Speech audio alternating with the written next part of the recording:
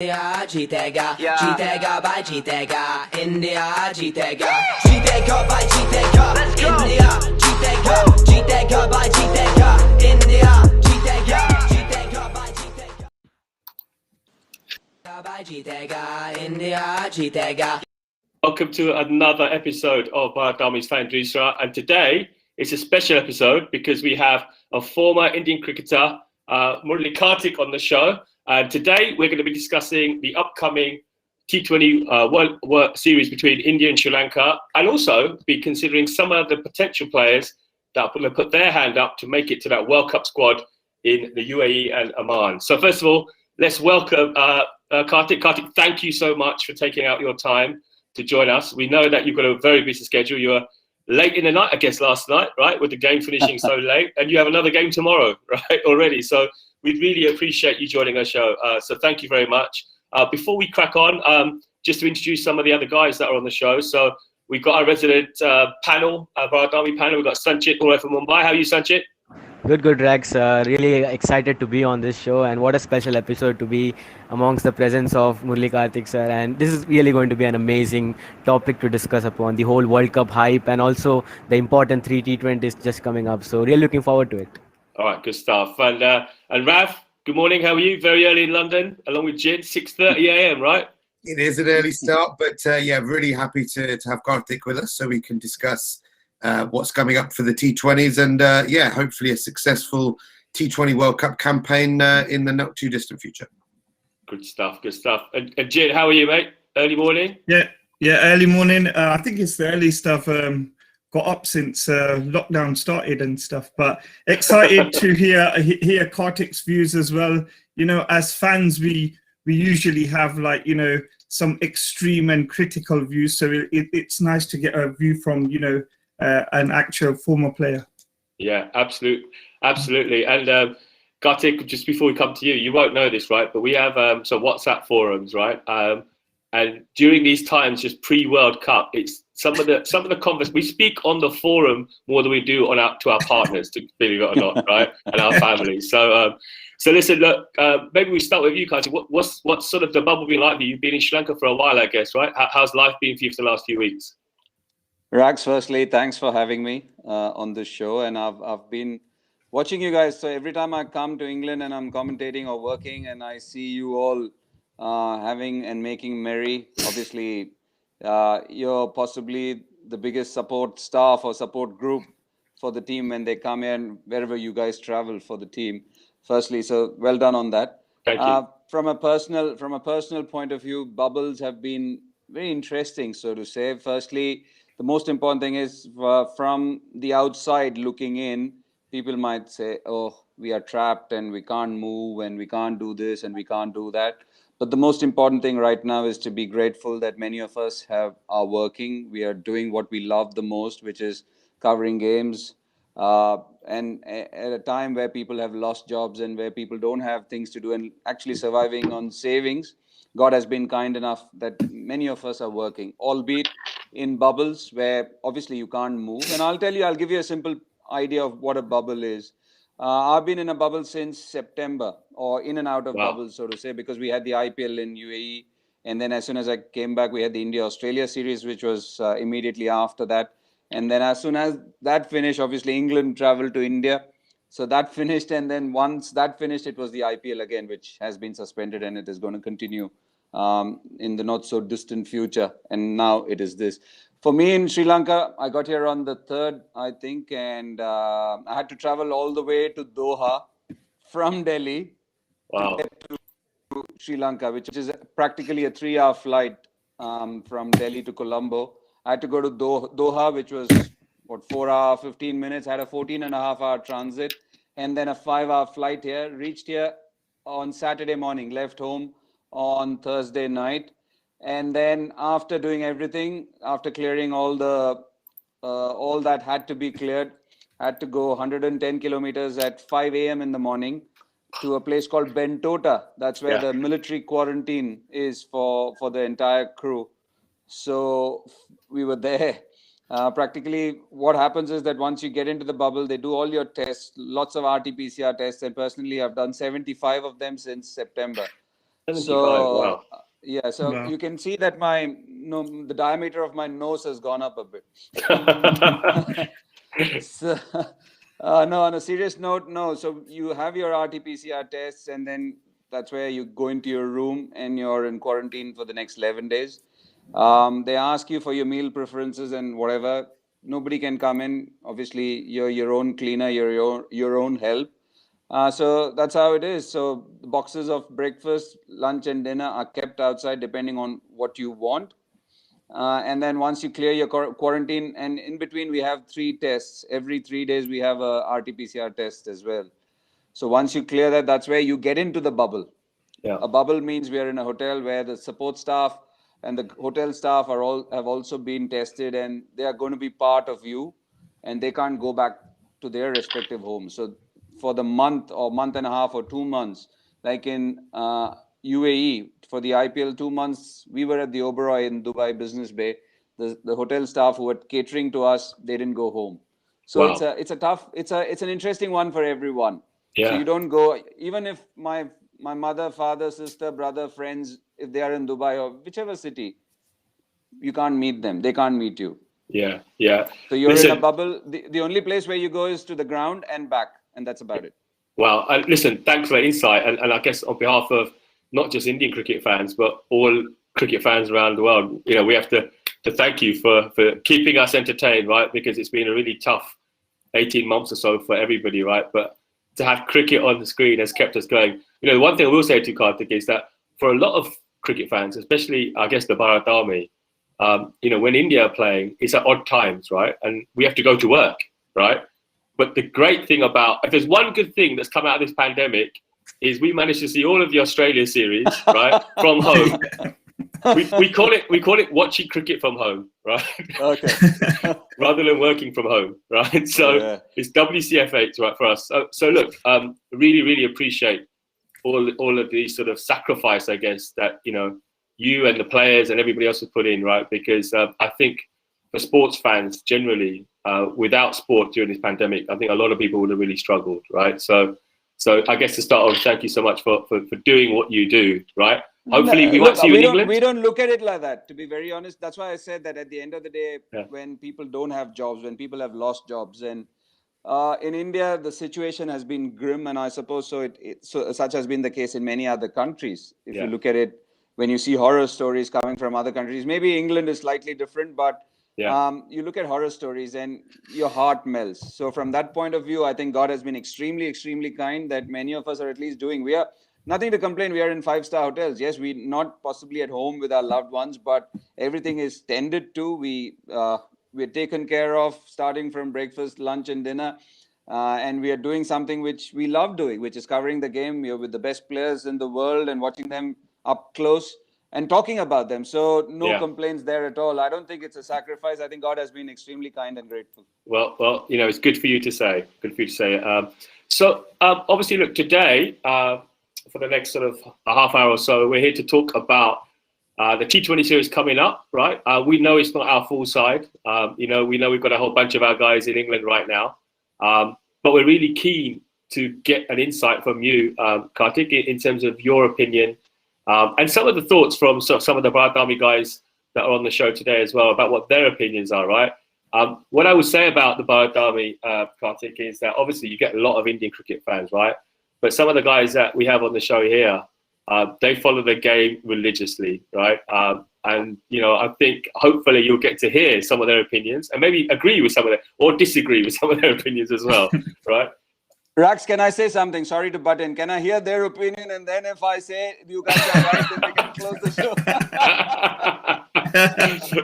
well, let's see what they come up with. Nonsense and giving gyan.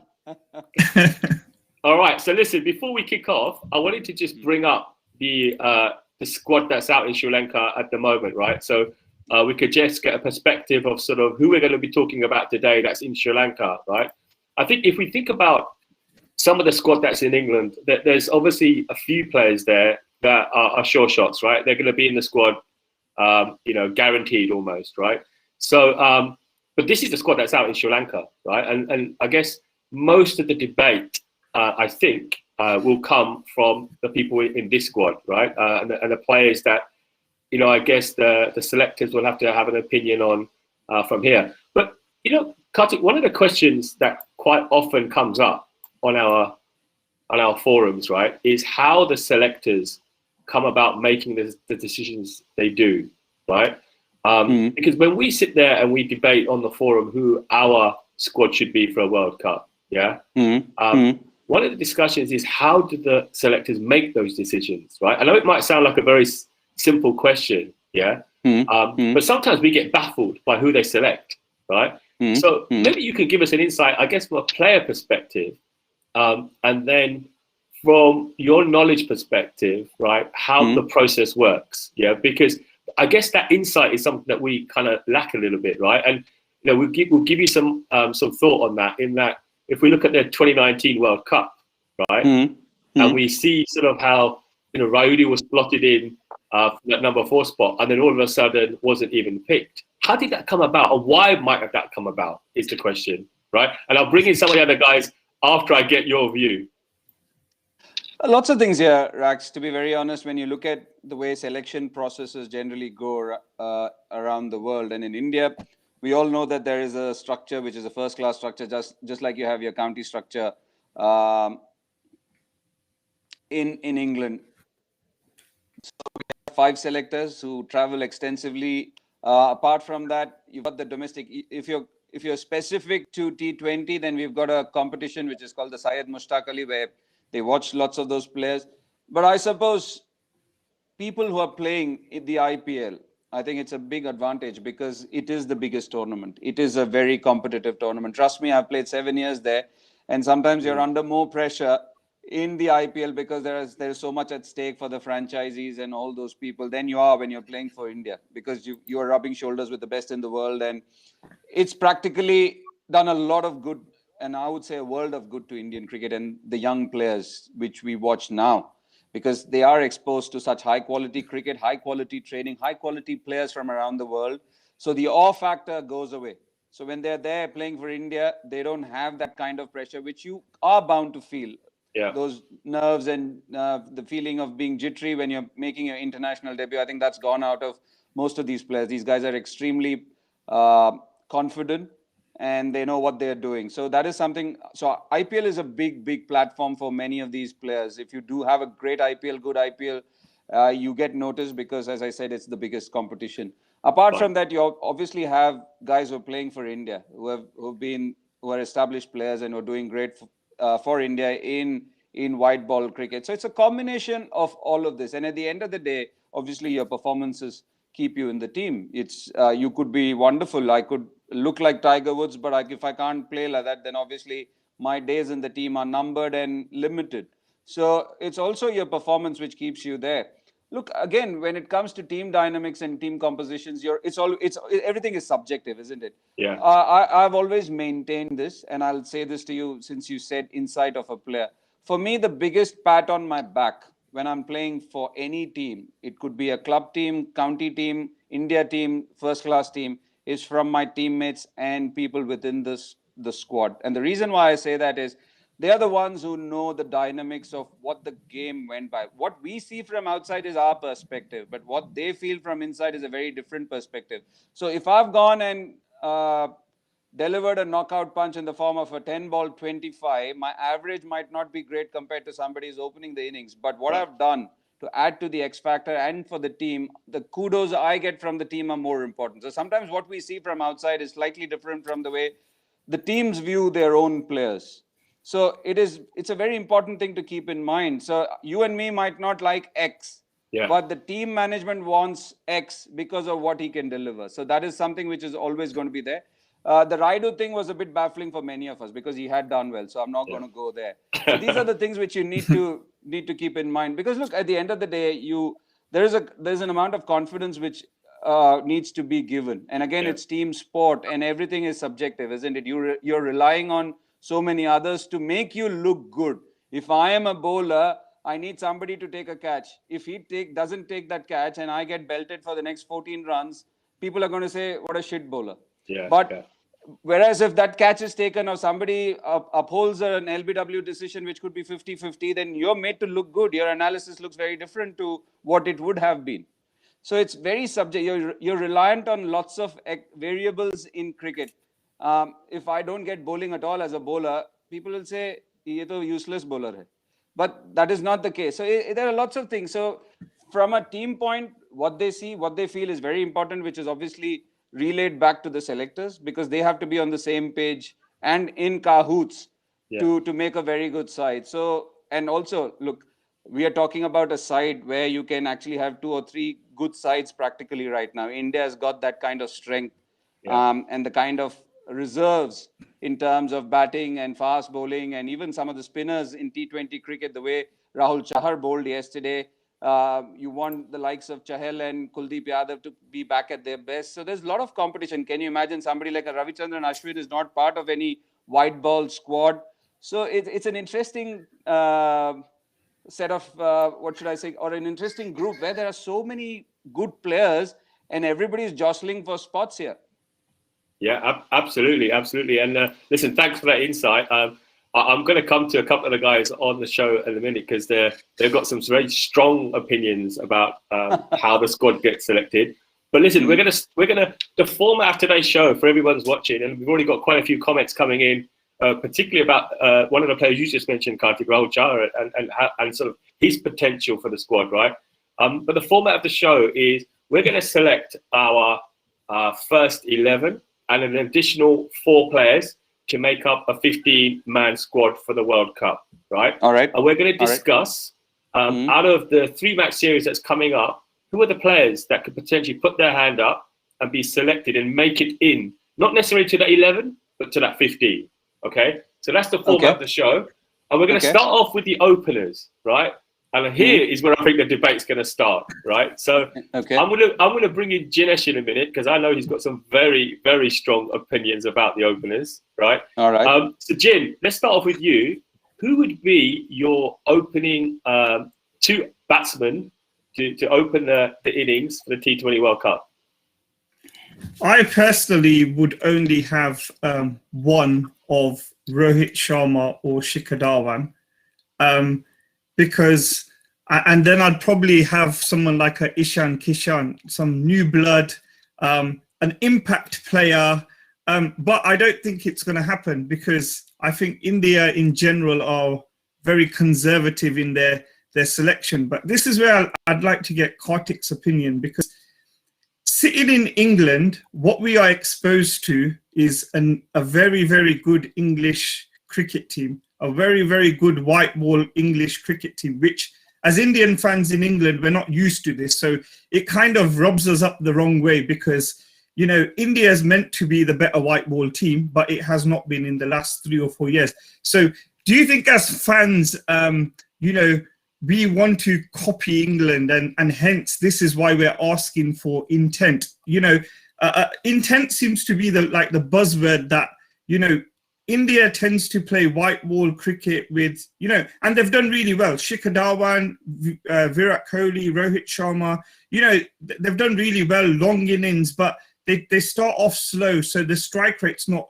kind of as high as some of us fans would want. So do you think there's kind of room to get an impact player, you know, that comes in and scores like a 30 or 15 balls and sets the innings up? So currently, India's strategy tends to be, you know, start off slow and then the last 5 or 6 overs, we go big. So do you think we can go the other way, you know, with having an impact player? In answer to your question, JC, I would say that Shikhar has not been part of the T20 playing 11 for a bit. If you remember the England tour, he was sitting outside. It was KL Rahul and Rohit Sharma who opened the innings. And both of them are aggressive players. I would say KL Rahul, if he's given the leeway and the freedom to go and just express himself, he's a very dynamic player. And I also feel that in terms of the squad per se, I'm pretty sure that they're going to have the likes of Prithvi Shaw in their scheme of things as well, because he's very good. It'll be interesting. We've got 3 T20s coming up here. We've got somebody like a Devdutt Padikkal who did really well for RCB up top. So it'll be interesting if he gets a go. Will it be him? Because Shikhar is obviously the captain, so he has to be part of the team and he'll be opening. But Shikhar Dhawan, as a T20 player, again, he's a very improved player. If you look at the way he's gone about his own career in the last couple of years, he has been quite dynamic. See, Ishan Kishan, the only problem with Ishan Kishan is that he's vying for a spot with the wicketkeeper Rishabh Pant. So for the sake of the balance of the side, it'll be very tough to slot him in place of Rishabh. So it'll be an interesting one, because if they go into that World Cup, which is going to be in a place which is very similar to India, which is Dubai, and they're going to be playing the IPL there as well, just before the T20 World Cup. I'm pretty sure somebody like KL Rahul, who was the orange cap holder for Kings 11 last year, who batted brilliantly last year, I think he can be the man to open with Rohit Sharma, which is what they've done recently. Yeah, a very, very interesting point there with regards to sort of Shikhar Dhawan's time in the middle in the T20 squad. He's had to reinvent himself, Rax, because look, he knows that the way he went about and the fact that he lost his place in the playing 11, he knows the kind of players who are snapping at his heels. Yeah. So you have to reinvent yourself as a player as well, because he's a wonderful player, and we all know he can play those shots. Yeah. And he can actually time his innings the way he wants to. And he did that in the company of Prithvi Shaw. The way they opened for Delhi Capitals this year was very different to what we have seen Shikhar do before. And I suppose it's a bit of a Ricky Ponting effect as well. Yeah. And you know what? The word that intent is used quite a lot now in cricket, a lot more than it used to be used before, right? And I guess there's two ways of looking at this, right? So what we see with Prithvi Shaw is a kid who's got tremendous talent, right? No one is questioning his talent, phenomenal talent, right?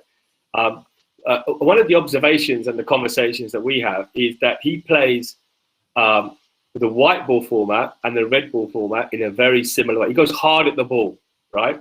He's I called him the other day a shot a ball Shaw, right? Yeah. Because he wants to play a shot every ball almost. Yeah. And the question is in the white ball format, to Jin's point, if you have that type of intent and it comes off, you can get that 30 runs in 15 balls. But on the flip side, it might not work either, right? And you can find yourself 1 or 2 wickets down very, very early. So I'm going to bring in Rav here. Rav, what's your view, right, on the openers? So Jin's going with Rohit plus maybe a player with intent. Let's just go with Ishan Kishan for now, right? What's your view, Rav? What are you thinking? I mean, if you go back to the T20 series we played against England at home, you'll see obviously Rohit and Virat were trialled at the top of the order. And I think what you found was that one of them was kind of looking to bat through and take it deep. The other one obviously playing shots a little bit earlier.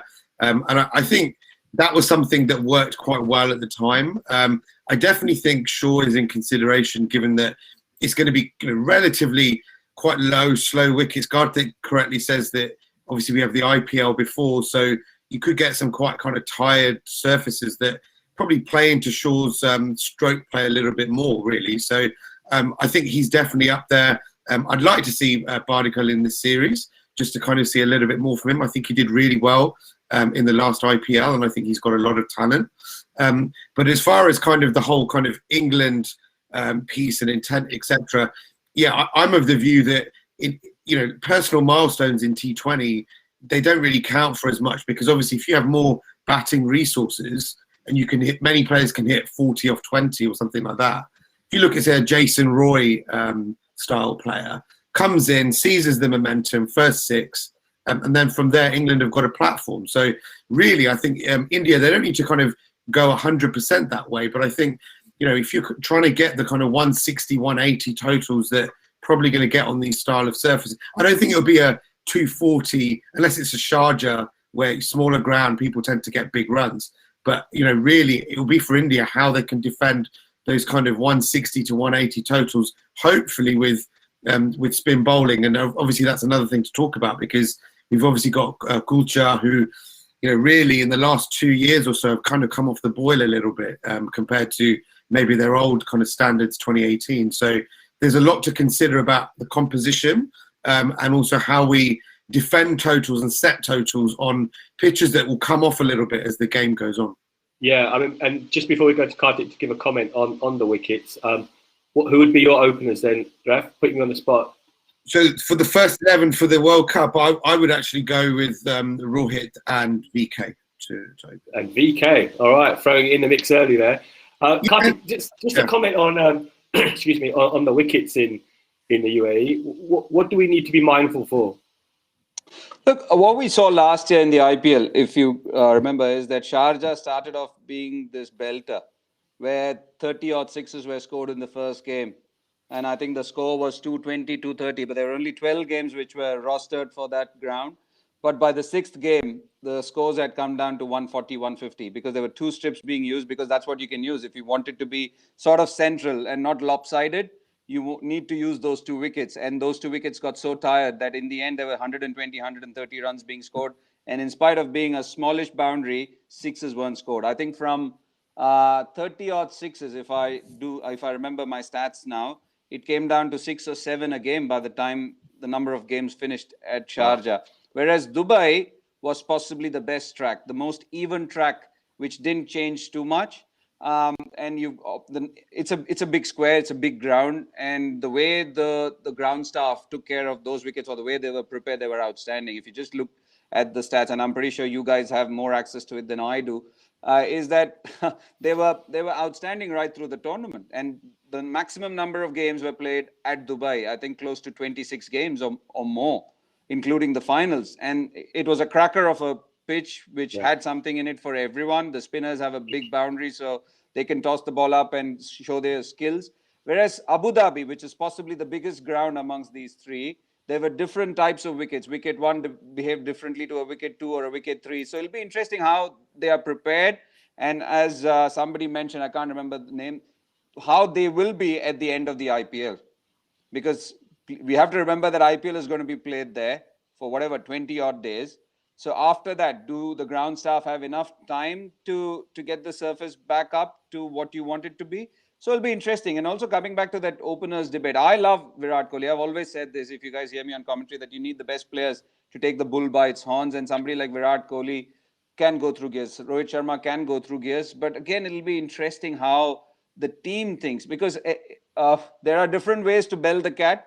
And India have been a strong side. So it'll be interesting if they can go the English way. Like if you remember yesterday's game, everybody tried to be aggressive. And if we had 20, 25 more runs, even this team would have beaten Sri Lanka. But we didn't have those 20, 25 runs because we were trying to go boom and then it went.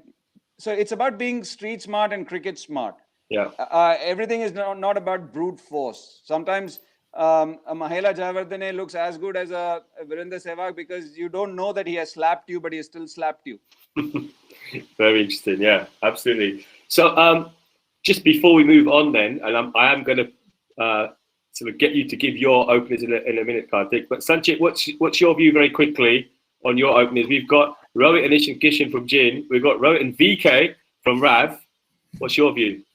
Well, to be honest, listening to all of the views, and I think some great points made about what kind of an approach that India will manage to look for in the World Cup. And I think the team management did hint it in the England series. I think one of the openers will be looking to play out their shots, and while one of them would be playing cautiously and try to bat till the at least 15 or 16 overs. We saw that with Rohit and VK. VK tried to go for the shots while Rohit was playing for cautiously. So I think that would be the intent we could be looking for.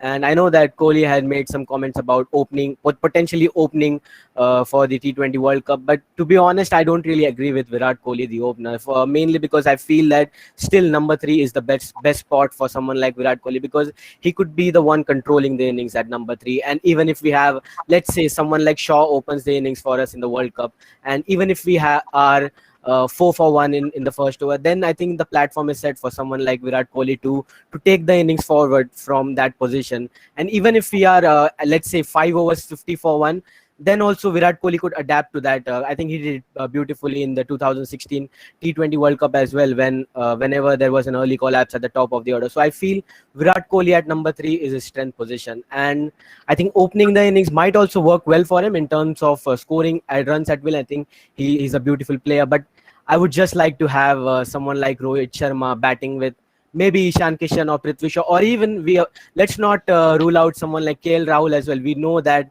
KL Rahul, before given the captaincy for Punjab, I think he was an exceptional player at the top of the order. Whenever we talk about KL Rahul, the discussion about his strike rate always comes into the equation when on our podcast. So I feel if KL Rahul is given the free pass to attack from ball one, from over one, I think that would really work well out for him, and he did it beautifully in 2017 and 18. So I think my openers would be KL Rahul and Rohit Sharma, while KL Rahul should be given the free pass to attack. All right. Look, I think like Kartik said just now, that the beauty of the Team India options is that we could have 2 or 3 different squads, right? And with that view, we've got 3 different options, right, to partner Rohit opening the innings. So put you on the spot then, Kartik. So this is not what you think will happen. This is what you would like to happen. Who would be your openers? Look, I don't have a problem going with KL Rahul and Rohit Sharma. They understand each other well. They get along really well. So was the case with Shikhar and Rohit. It's not just about 2 individual players who we think that are great, but they also need to have that jugalbandi together. They need to have that kind of understanding together, which is very, very important. And also you have to remember that we've got some wonderful players now in the middle order. Somebody like a Surya Kumar Yadav is absolute gold. So he can be slotted in because he's such a versatile player. He can be slotted in at different places depending on what the team needs. So in a way, Virat can also adjust himself depending on the team's needs. Rishabh is again going to be a dynamic player. So everything depends on what we have. Sometimes you tend to put somebody up because you feel, oh, let him take 20 overs and we have enough people, or we don't have enough people. And it's a combination of that. So now that Surya Kumar Yadav has put his hand up, somebody like an Ishan Kishan, as you said, has put his hand up. It'll be interesting whether Shreyas Iyer can make the squad, the 15, whether it's 15, 20, we don't know, because he was part of the other squads. He's had an injury. He's not playing. So it's going to be a very interesting one because, look, the options are innumerable. KL Rahul, Prithvi Shaw, Rohit Sharma, Virat Kohli himself, and Devdutt Padikkal in the mix for an opener, depending on the squad size. And then they can decide who they want. Then in the middle order, again, Virat Kohli is there. You've got Surya Kumar Yadav, who's done exceptionally well. Again, Ishan Kishan, if he gets slotted in, Rishabh Pant. So it'll be interesting how India goes about most things. So I won't limit it to just the 2, but I would personally want KL and Rohit in the innings, if you ask me. All right, perfect. Well, look, I'm just listing down some of those names, right? I mean, it's ridiculous if you think about the options that we've got, just the potential for opening. So if we say that Rohit and KL are the ones that the Bharat Army and Kartik today are going to choose, we've got Shaw, we've got no one who's captaining the squad tomorrow. Hasn't been even mentioned by any of us, right, to be the potential. Particularly like said, Anisha Kishan, right, who's had a phenomenal start to his career, right? But let's not forget Rohit and KL also. I know it's a different format, but those are the 2 that took over the World Cup when no one got injured in 2019 and did a pretty good job. And you talked about that sort of relationship, Kartik, right? They've got a pretty good relationship in tournament format as well, right? So, so look, let's start off with those 2. Are we saying for the number 3 slot that it doesn't need to be debated? Everybody, thumbs up for Virat Kohli? Yeah? All right. So let's move on now to, I think, probably the most debatable positions in the squad, right? Obviously from a batting perspective. Again, right, we talked about the options from a top order perspective, right? But that middle order, again, we have so many options available to us. I've got one. Sorry? I have nailed it for myself. Even before you asked me, I've put that, slotted it, penciled it. Surya Kumar Yadav at number 4. I don't think too many people would disagree with you, right? Although there has been some conversations about a player who's not in England and he's not in Sri Lanka. Who is he? Shreyas Iyer. Shreyas Iyer, who, let's be honest, hasn't done too much wrong recently, has he, right? I mean, he's got injured, which is very unfortunate, right? But he was the next big thing at number 4 before Sky came into the picture from a squad perspective. So, Jin, let's start with you, right? Where do you sit with this number 4 position, right? And listen, we know that we are not good as selectors, if you like, at nailing down this number 4 position. We've messed it up already once, right? And arguably, it could have cost us the World Cup, right? So where do you sit with this number 4 slot? I totally agree with Kartik. It has to be Sky. I mean, every time for Mumbai Indians, he's top draw. Every time he's got opportunity for India, he's done the business. I think, look, he's good against spin in the middle, can rotate the strike. He's a 360-degree player. I think this is something that we've kind of missed, right? So people like Virat Kohli, Sharma, KL, everyone, they score big runs, but sometimes, you can feel that bowlers can bowl one side of the wicket because they don't really play the reverse laps or reverse sweeps or things like that. And this is what Sky gives to you. He'll give you that injection. I've always felt since Suresh Raina's not been in the Indian team, India have missed that player that kind of gets you from second gear to fifth gear in the space of an over or two. And I think this is what Sky can give us. Even if he comes in, scores 25 off 10 balls or 40 off 20 balls, is that kind of player. So definitely has to be Sky for me. All right, brilliant. So it's slotted in there. It's two people choosing that. Rav, what's your opinion? Yeah, I think Yadav is the incumbent. I think he's, Iyer, just to be clear, Iyer came in and definitely has done well for India. I just happen to think though that for you've got 2 World Cups coming up. You've obviously got one in India and you've got one in Australia a year after.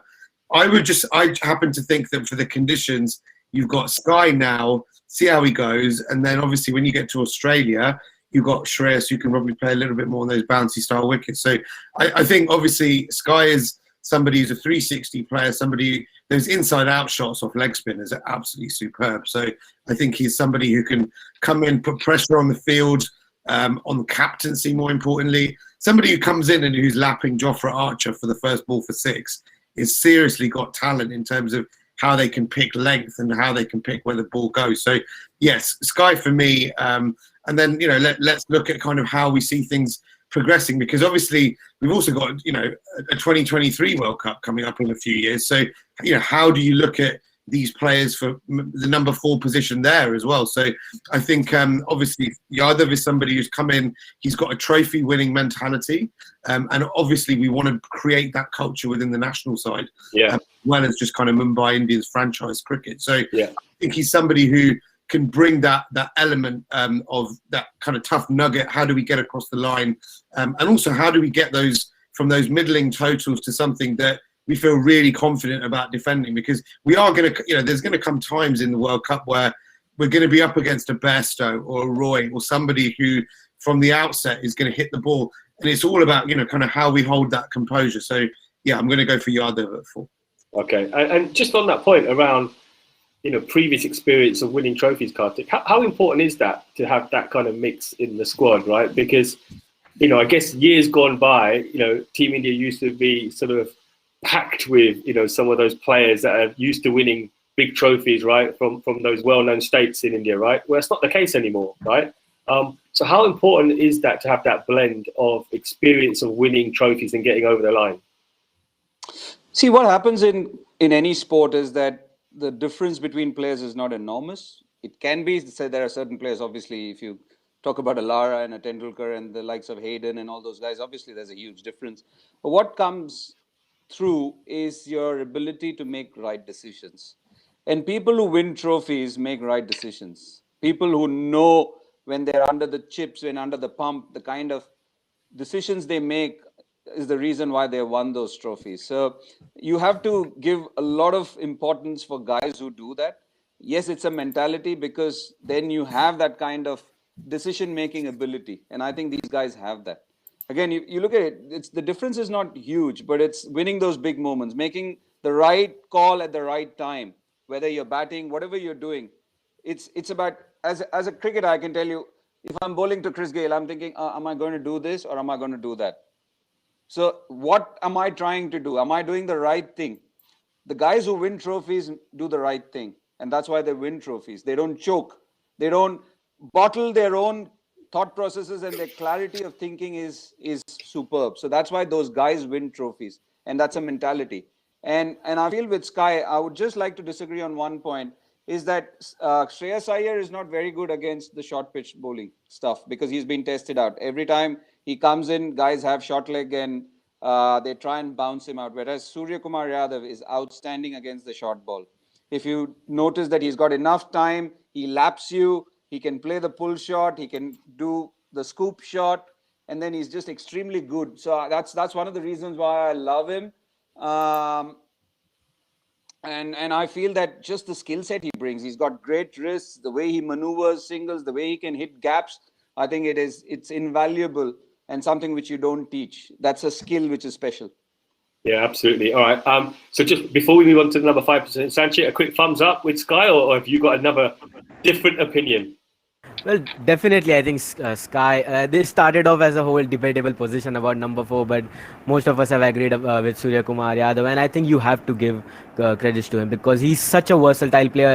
As someone in the comments just mentioned, that Sky is a versatile player and he could bat at any situation. We saw that in the IPL. I mean, it doesn't mean that someone like Shreyas Iyer is a bad player or someone, but it's just unfortunate for him to miss out on his spot because of his injury. But I think this is going to be a big IPL for someone like Shreyas Iyer to make his way back into that 15-man squad that are going to be traveling to not traveling, of course, because they're going to stay there. But this is going to be a big IPL for someone like Shreyas Iyer, and that short ball weakness, I think he has to work on that, because we know that the 2022 World Cup is in Australia and he's going to be attacked with the short ball there also. So this is the next 1 or 2 years is going to be pretty important for Shreyas Iyer. And his injury, I think he had a shoulder injury, so he might be a bit dicey in terms of getting his way back to 100%. So, but for the World Cup, I think I would go with Sky because he's such an important player.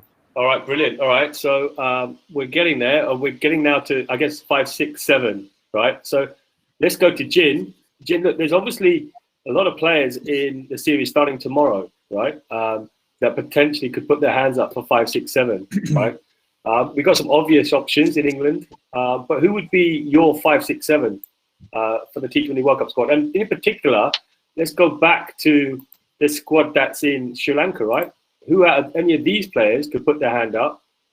There's some players there that have been there for a while, particularly someone like Manish Pandey. I feel for this guy.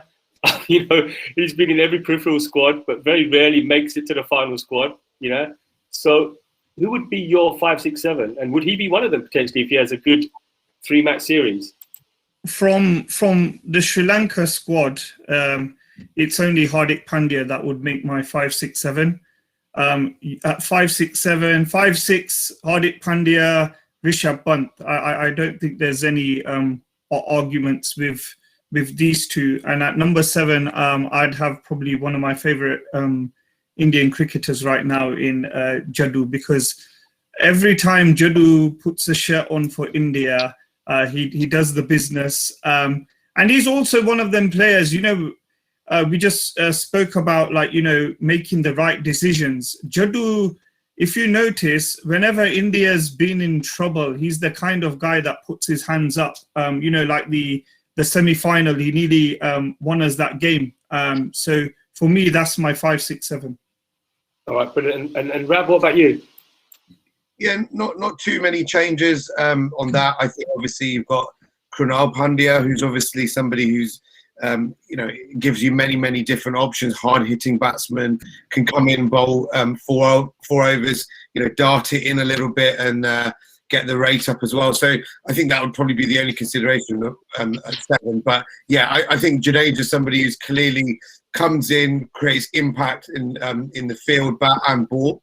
And obviously Hardik did, not had a great kind of series, but I think obviously what's key for him is obviously getting him back up to the point where they feel confident in 4 overs bowling all the time for him, because obviously he's had a back injury and that's going to be quite crucial. So yeah, the only thing I would say is obviously Krunal Pandya is a very capable cricketer if Jadeja was for whatever reason not there. So that would be the only thing for me. Yeah. Same 5, 6, 7.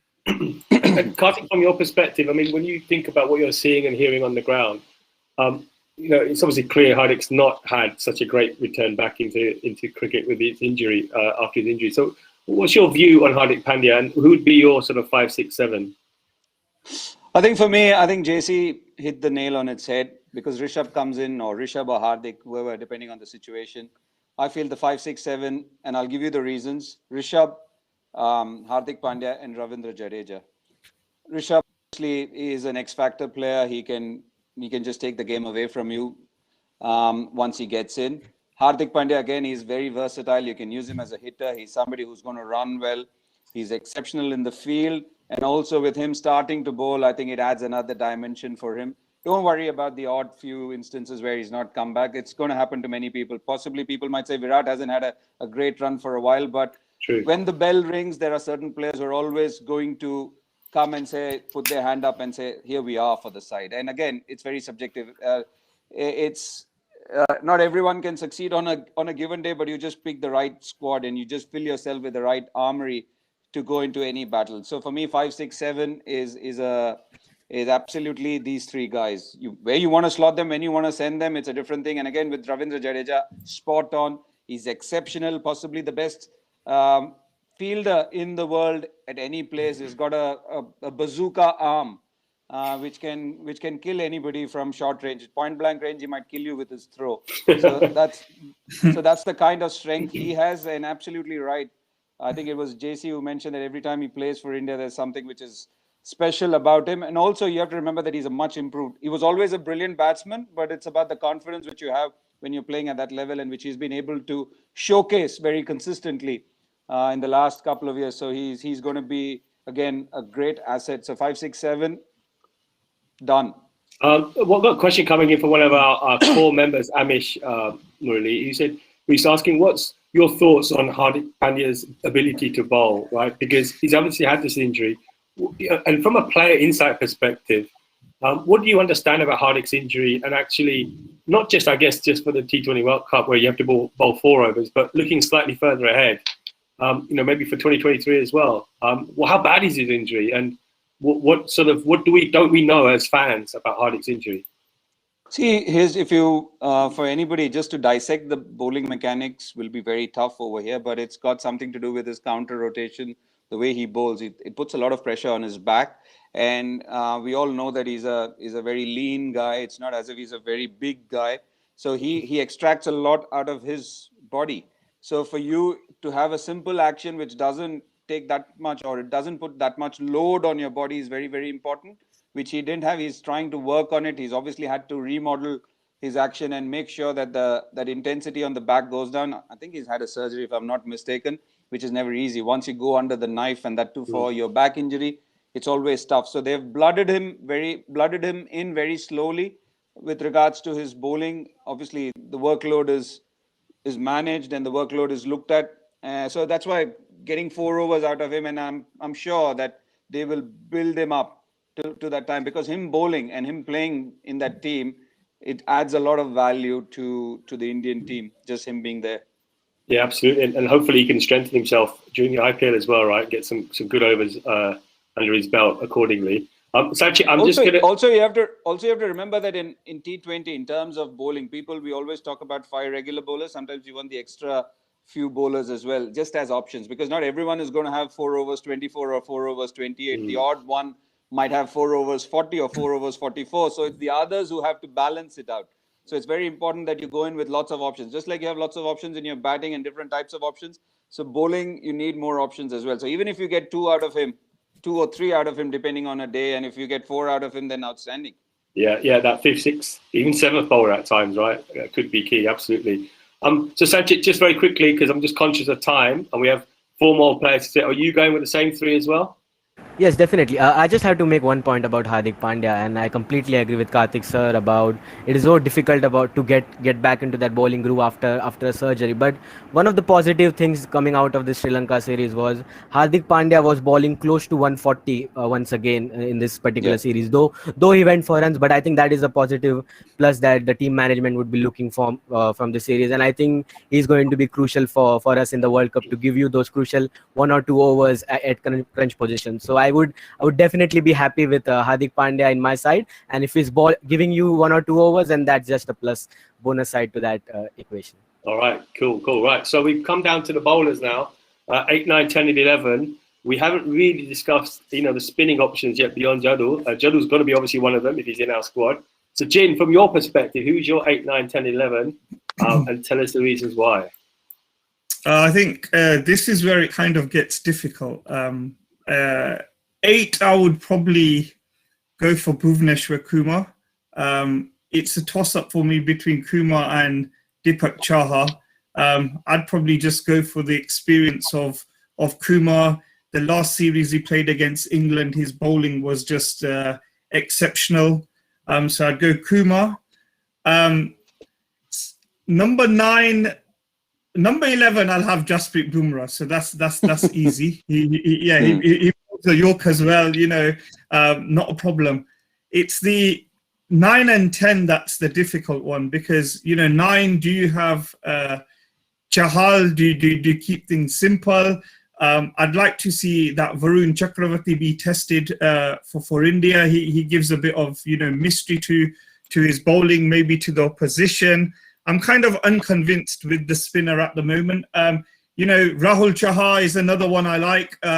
So I think the second spinner, because I'm playing Jadeja as my first spinner, second spinner is open to debate. I think I'll take a call after the IPL. You don't even know if Ashwin has a great IPL, right? Can you rule Ashwin out? That's another. But then would you go for 2 finger spinners? I don't think the management like kind of 2 finger spinners. And then I'd probably go either Mohammed Shami or Natarajan as my number 10. You're sitting on the fence there, Jin. You got to make some choices here. You're a selector. Yeah. I don't know if Natarajan bowls as well as he's not able to decide between Dolce & Gabbana and Gucci.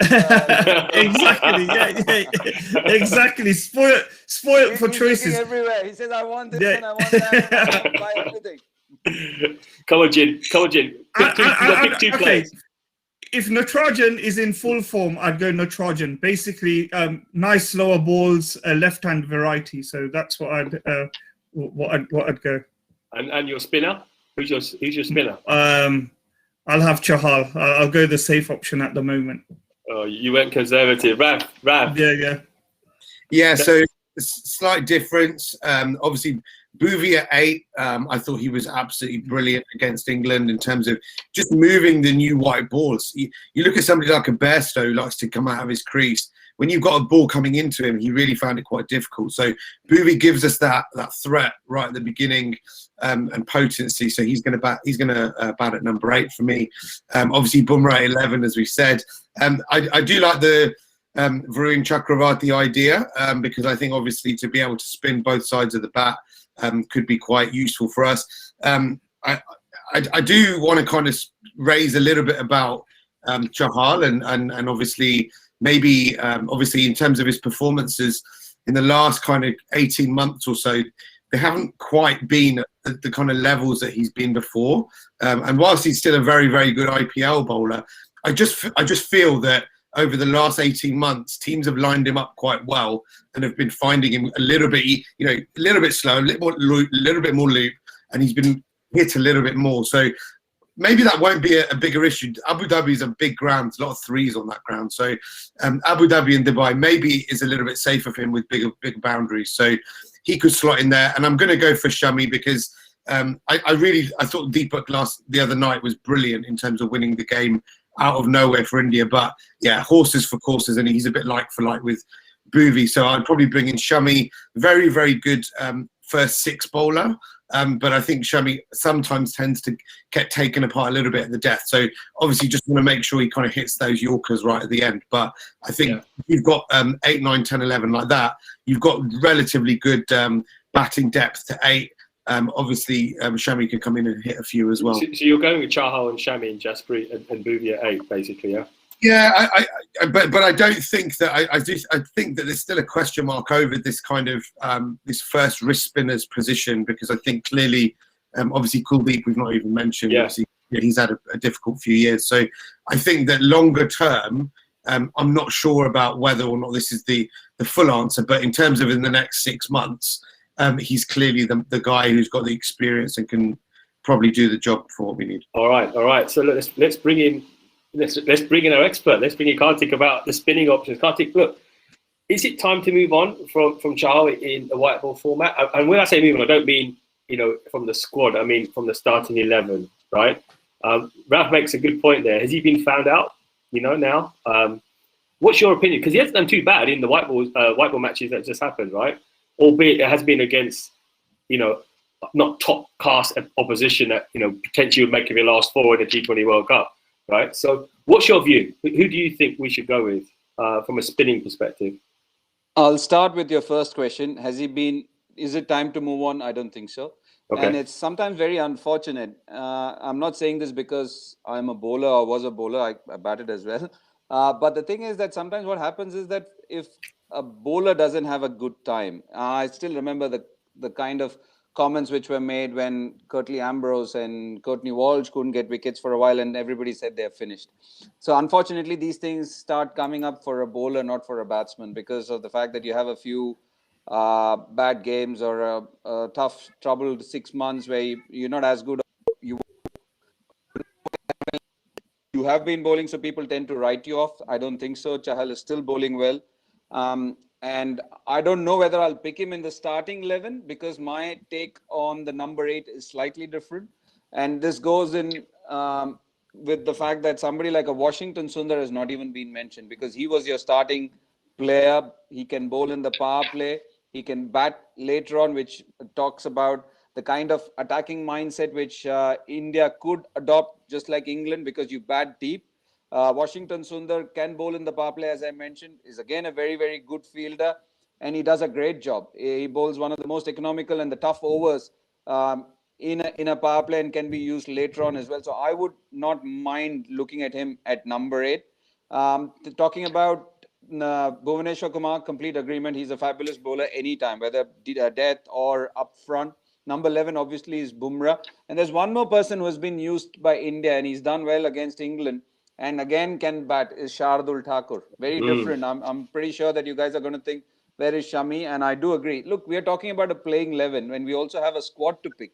It's not as if that the Shamis of the world, the Chahals of the world, the Prithvi Shaws and Shikhar Dhawans won't make the squad because, again, we are living in COVID times. We need an extended squad. I don't know what the size of the squad is going to be, but if you're talking about the options, they're all options. And I feel somebody like a Washington Sundar, Ravindra Jadeja, and if you can pick Rahul Chahar, if that's what the squad can allow, because you've got that kind of batting, and you have with Hardik Pandya bowling as well, you have somebody like a Hardik Pandya who can double up as a seamer, Bumrah and Bhuvi as the other two seamers, Washington Sundar who can bowl in the power play. You can pick Rahul Chahar as well. So you don't need 3 seamers. So Shardul Thakur can take a back seat. So, or if you need the wicket, or you're playing on a wicket which needs an extra seamer. So you've got all these options. You've got Shami, we've got Mohammad Siraj, who's again done well as a T20 bowler. He's coming good as a T20 bowler. So there are lots of options for India. Deepak Chahar himself, so again, who can bat, and he showcased it recently. So lots of options here. So I would just not discount Washington Sundar at number 8. Yeah, listen, I think we said it earlier on, right? The options are ridiculous that Team India have. I mean, if ICC would allow countries to put 2 teams in, I think we could put 2 teams in and make it to semi-finals and get 2 slots to the semi-finals. Jane, you want to come in? Yeah, one question for Kartik regarding Kuldeep Yadav. He started off so well. And, an in-form Yadav is such an asset to India. Like, what do you think has gone wrong with him? Yeah, one of the biggest things for any cricketer is to play consistently. And if you're playing consistently, obviously you're going to have your good and bad days, but you're playing and you're always working on your game. But once you start sitting out, and if you've done well and you start sitting out, then you start questioning your own self. And I think it's a loss of confidence issue right now. It's nothing to do. Obviously, there are certain things which he's been working on with his bowling. That is something which is an ever continuing project for any cricketer. You're constantly working on your game. But at the end of the day, we always say it's played between these 2 years. And that's a big, big confidence boost for anyone if you can consistently play, which has not happened with him. Obviously, being shunted in and out of the playing team, it's always going to be tough for him, and that's exactly what's happened. He's actually enjoyed his time here because he's got to play a couple of games, and that too with Chahal. So yeah, once he starts playing regularly again, remember he was not even used by KKR.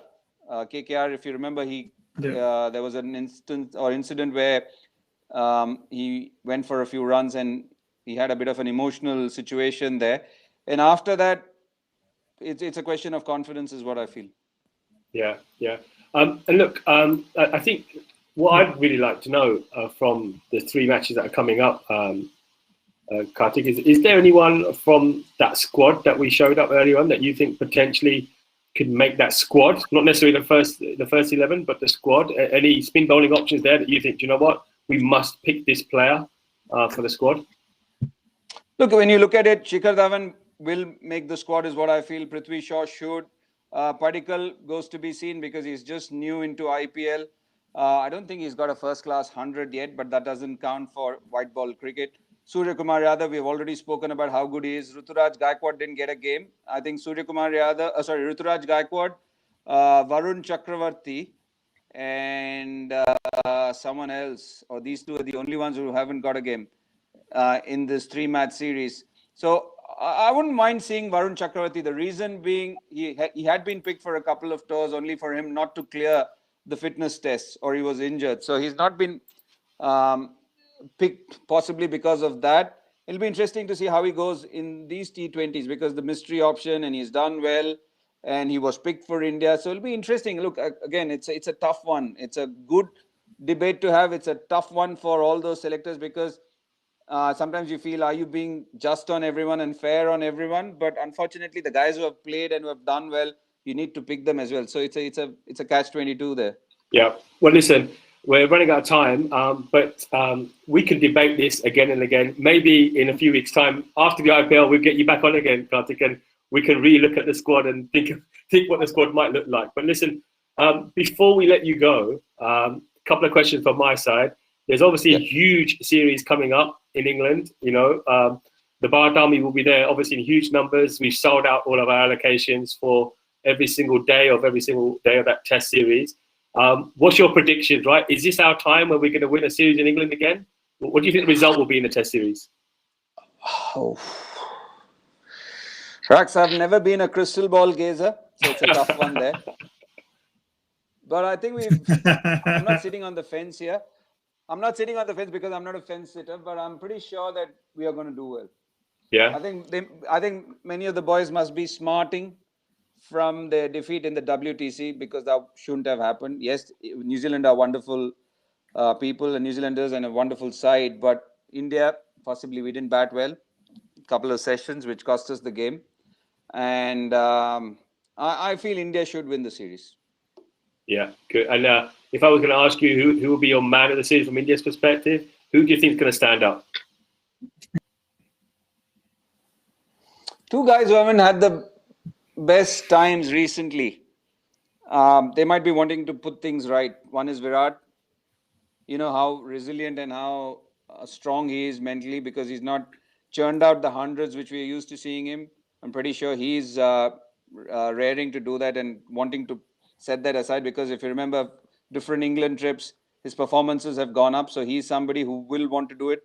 And I'm also wanting to see Bumrah come back to his best. Yeah, absolutely. Well, look, if those 2 players have good series, then I tend to agree. I think things will go well for us for the England series. But listen, once again, thank you so much, Kartik, for taking that time in your busy schedule. We know that you were very busy yesterday and busy tomorrow. So enjoy your Saturday. And on behalf I'm not busy at all, Rax. I am in my room, sitting in my room, trying to look at all the walls and trying to figure out what can I do next. All right, great stuff. Well, we appreciate it anyway, right? Enjoy the rest of your day. And on behalf of all the Bharat Army fans around the world, we appreciate you coming on our show and spending some time with us. Absolutely. Thanks for having me. And possibly one day I'll sit with the Bharat Army and watch a game. Well, you're more than welcome. You're more than welcome. Absolutely. So, look, we're signing out, guys. Thanks for joining us on another episode of Bharat Army's Fan Doosra. We'll be back again to preview the England series next week, where we're going to have some more discussions around sort of the first 11, right? And I'm sure that'll be another very hotly debated topic as who should make that first 11 for that first test at Trent Bridge, where obviously we hope we have a similar result like we did back in 2018. So until then, signing out. See you guys all again very soon. भाई जीतेगा India जीतेगा जीतेगा भाई जीतेगा India जीतेगा जीतेगा भाई जीतेगा इंडिया जीतेगा जीतेगा